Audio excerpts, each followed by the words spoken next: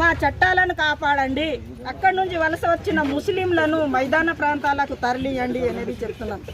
ఇంకోటి ఏంటిదంటే అక్కడ జరిగిన సంఘటనలో మా ఆదివాసుల పైననే కేసులు పెడుతుండ్రు. కానీ ఆ కేసులను కూడా అక్రమ అరెస్టులను నిలిపివేయాలి, వాళ్ళని బేషరతుగా కూడా విడుదల చేయాలనేది కూడా ప్రభుత్వానికి విజ్ఞప్తి చేస్తున్నాం. ఒక మగ్దుమ్ అనే నిర్దోషిని బహిరంగనే ఉరిదీయాలి అనేది కూడా మేము ప్రభుత్వాలకు విజ్ఞప్తి చేస్తున్నాం.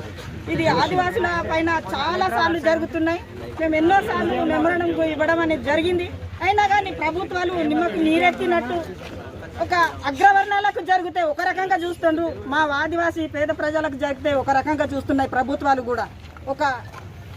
ఈ సంఘటనను ఇది ఒకటే సంఘటన కాకుండా చాలా సంఘటనలు ఉన్నాయి.